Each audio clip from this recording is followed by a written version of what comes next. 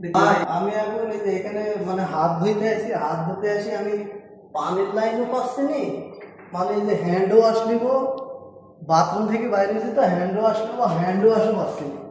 আসলে হ্যান্ড ওয়াশটা কিভাবে দেয়, এরকম ভাবে না কিরকম ভাবে?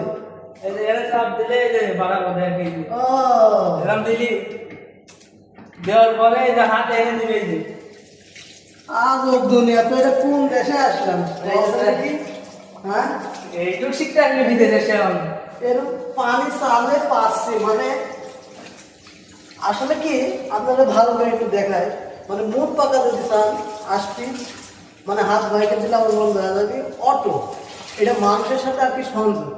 আসলে আমরা মূর্খসূক্ত মানুষ, একটু বুঝতে কম হোক, মানে গ্রাম থেকে আসছি, এত আধুনিক যুগে ওরমভাবে বসবাস করি নাই, কিন্তু আস্তে আস্তে সব শিখবো। বাথরুমে সবাই দোয়া করবেন। বাথরুমে গেছি, বাথরুমে যে পানিটাও পাই নাই, এখন কি করবো, একটা বিপদে পড়ে গেছি, বুঝতে পারছেন? এমন একটা মানে এমন একটা সমস্যার মধ্যে পড়ছি। আসলে নতুন যারা আসবেন তারা শিখে রাখেন এই জিনিসটা, এরকম পানি চাবেন, পানি আসবে, আবার আপনার অটোই বন্ধ হয়ে যাবে, আবার চাবেন আবার আসবে।